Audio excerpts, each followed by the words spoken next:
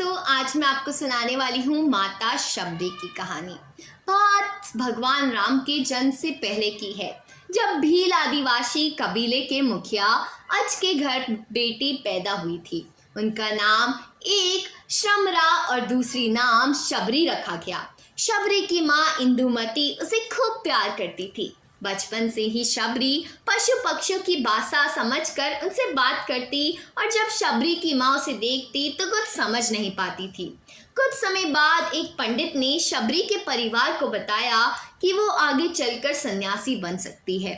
इस बात का पता चलते ही शबरी के पिता ने उसका रिश्ता तय कर दिया। जैसे ही शादी का दिन नजदीक आया, शबरी के घर वालों ने खूब सारी बकरियां और अन्य जानवर घर के पास लाकर बांध दिए। एक दिन शबरी की माँ जब उसके बाल बना रही थी तो उसने माँ से पूछा, इतने सारे जानवर हमारे घर क्यों लाए गए हैं? माँ ने जवाब दिया, बेटी तुम्हारा विवाह होने वाला है, इसलिए हम लोगों ने इनका इंतजाम बलि के लिए किया है। तुम्हारी शादी के दिन ही बलि प्रथा होगी और फिर इनके स्वादिष्ट भोजन बनाकर सबको परोसा जाएगा। यह सब सुनकर शबरी दुखी हो गई। काफी देर तक शबरी ने उन जानवरों को आजाद करने के बारे में सोचा। सोचते सोचते शबरी के मन में हुआ कि अगर ये जानवर यहाँ नहीं होंगे तो इनकी बलि रुक सकती है। ऐसा नहीं हुआ तो मेरे घर से कहीं चले जाने पर ही बलि रुकेगी। जब मैं ही नहीं रहूंगी तब ना विवाह होगा और न ही बलि प्रथा। इससे मासूम जानवर बच जाएंगे। इसी सोच के साथ जानवरों की रखी गई जगह पर शबरी पहुंची। उसने सोचा कि इन्हें खोल देती हूँ, लेकिन वो ऐसा नहीं कर पाई। इसके बाद शबरी जंगल की तरफ भागने लगी। भागते भागते शबरी ऋषिमुख पर्वत पहुंच गई। वहां करीब 10,000 ऋषि रहा करते थे। शबरी को लगा कि वो भी इसी जंगल में किसी तरह ऋषि मुनियों की सेवा करके अपना जीवन जी लेगी। वो चुपचाप उसी जंगल में एक हिस्से में किसी तरह से रहने लगी। शबरी रोजाना ऋषि मुनियों की झोपड़ी के आगे झाड़ू लगाती और हवन के लिए लकड़ियां भी लेकर रख देती। ऋषि मुनियों को समझ नहीं आ रहा था कि जंगल में उनके काम अपने आप कैसे हो रहे थे। एक दिन शबरी को किसी ऋषि ने देख लिया। उसे देखते ही उसका परिचय पूछा। जैसे ही शबरी ने बताया कि वो भील आदिवासी परिवार से संबंध रखती है तो उसे ऋषियों ने खूब डांट लगाई। शबरी को इस बात का बिल्कुल भी पता नहीं था कि उसकी जाति छोटी है और उसे ऋषियों द्वारा जाति की वजह अपमान सहना कर पड़ सकता है। एक दिन शबरी को इतना सब होने के बाद भी शबरी हर ऋषि मुनि के दरवाजे पहुंचती और उनके आंगन में झाड़ू लगाकर उनसे गुरु दक्षिणा देने के लिए कहती। हर कोई शबरी को उसकी जाति की वजह से अपने आश्रम से भगा देता था। ऐसा होते होते काफी समय बीत गया। उसके बाद शबरी मतंग ऋषि की कुटिया पर पहुंची।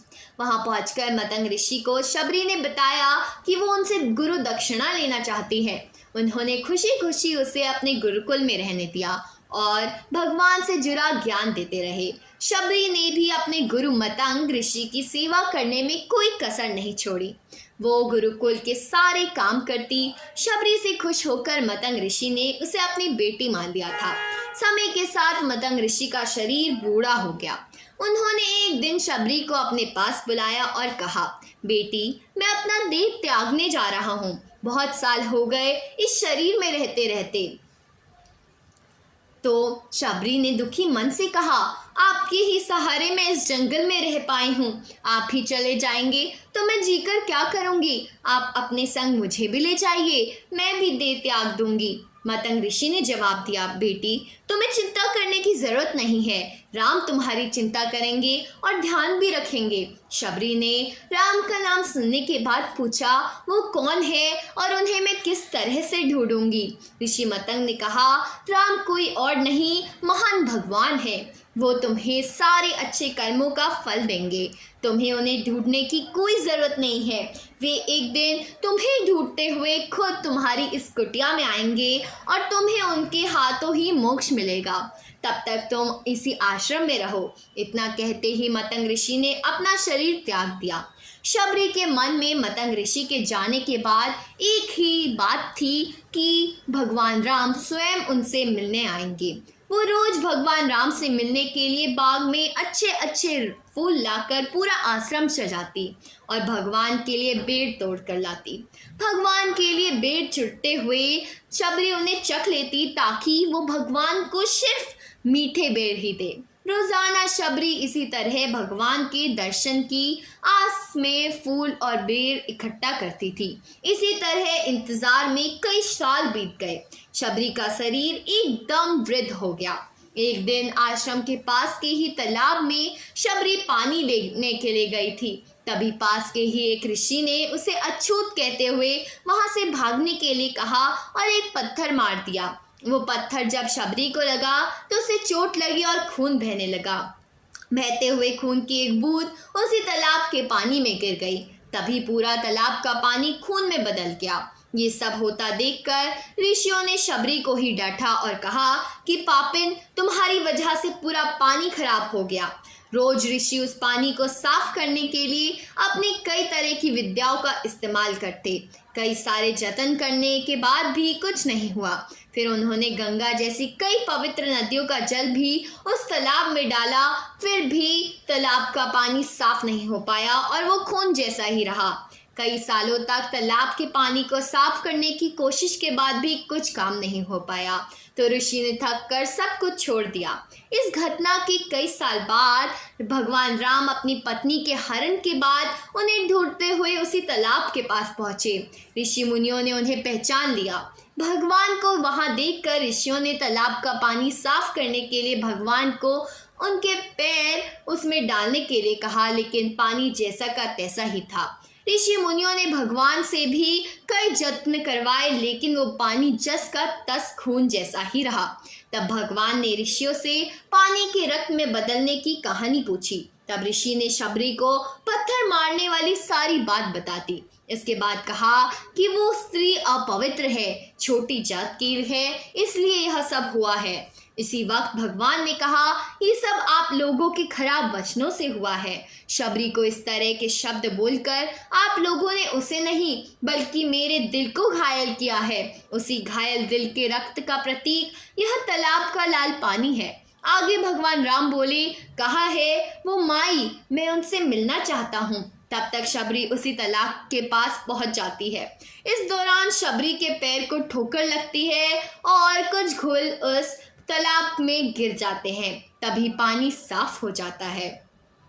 भगवान सबसे कहते हैं, देखिए आप लोगों ने क्या कुछ नहीं किया, लेकिन पानी साफ नहीं हुआ। अभी सिर्फ उनके पैर की थोड़ी सी धूल से पानी साफ हो गया। भगवान राम को शबरी पहचान चुकी थी। उन्होंने प्रणाम करके शबरी से कहा, भगवान। शबरी ने उनको प्रणाम करके कहा, भगवान आप मेरी कुटिया में चलिए। भगवान भी खुशी खुशी शबरी के साथ चले गए। फूलों से शबरी ने भगवान राम का स्वागत किया। वो सीधे बेर तोड़ने के लिए भाग गई और चक चक कर उनके लिए बेर लेकर आई। उन्होंने बड़े ही प्यार से भगवान राम और उनके भाई लक्ष्मण को बेर दिए। भगवान राम ने ही उतने ही प्यार से उस बेर को खाना शुरू किया। तभी बेर देखकर मुंह बनाते हुए लक्ष्मण ने कहा, भैया ये बेर जूते हैं, इन्हें आप कैसे खा सकते हैं? भगवान ने जवाब दिया, लक्ष्मण ये जूठे नहीं बल्कि बहुत मीठे हैं। शबरी माई हम सबके लिए ये बहुत प्यार से तोड़ कर लाई हैं। इतना कहकर भगवान राम ने प्यार से उन बेर को खाना शुरू किया। भगवान ने जाते हुए शबरी माई से कहा, आप मुझसे जो चाहें वो मांग सकती हैं। शबरी ने कहा, मतंग ऋषि के कहने पर मैं आज तक सिर्फ आपके दर्शन करने के लिए ही जी रही हूँ। अब आप मुझे मोक्ष प्रदान कीजिए, मैं अपना शरीर आपके सामने ही त्यागूंगी। उसी वक्त शबरी ने अपना शरीर त्याग दिया। भगवान राम ने अपने हाथों से उसका अंतिम संस्कार किया और सीता माँ की खोज के लिए आगे बढ़ गए। इस तरह से ऋषि मतंग की बात सच साबित हुई और शबरी को भगवान राम के दर्शन भी हुए। तभी से भगवान को शबरी के नाम से भी जाना जाता है।